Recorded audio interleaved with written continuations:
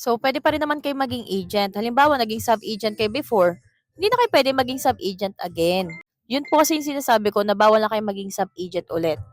So, ayun yung kapag naging agent kayo sa tulong na isa pang agent, yun yun.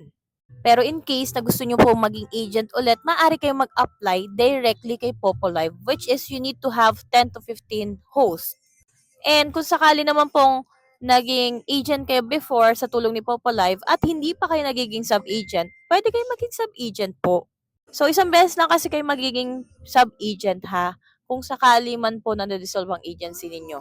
So, for that question, pwede kayo maging agent anytime you want. Pero kung sakaling may nasimulan na kayo tapos magkukwit kayo, sayang naman.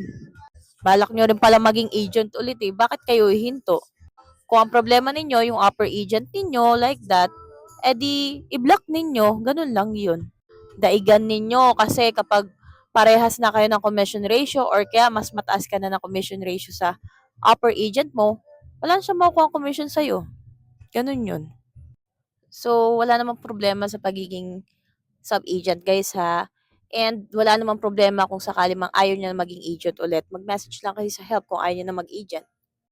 And anytime you want, you can become an agent. Pero sana, alam nyo kung paano ipakilala yung application. Hindi yung hire lang kayo ng hire. Learn about the application so that your host will know or notify about the updates and regarding sa mga dapat nila talagang malaman. Bigyan nyo rin sila ng mga awareness para na sa ganun hindi sila mauto or maloko. So, yun lang. Kung sakaling may mga questions kayo, na nag-message kayo sa akin sa WhatsApp, abay naka-off ako. So, I'm doing live every 9 p.m. by Tuesday hanggang Saturday. My user ID is 79170. I have some tutorials on my social media accounts. Just search Tita Laika.